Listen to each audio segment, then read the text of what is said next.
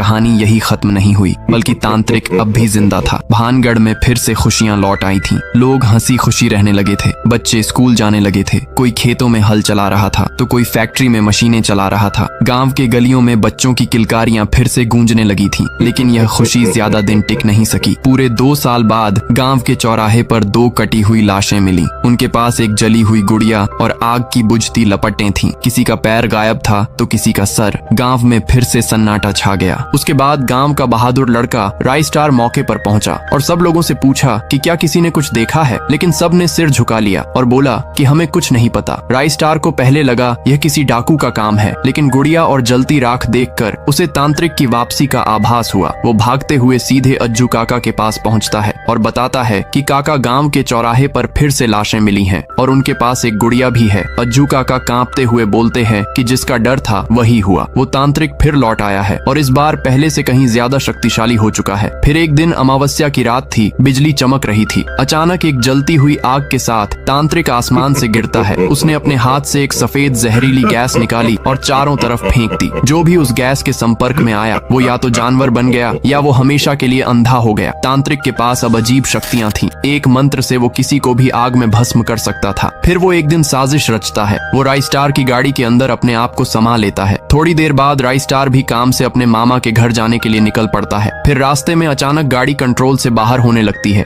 और उसमें से वो तांत्रिक प्रकट हो जाता है। तभी गाड़ी धुएं के बीच चली जाती है। फिर धुआं हटता है तो वहाँ सिर्फ राई स्टार की गाड़ी रह जाती है। राई स्टार गायब हो चुका था और अब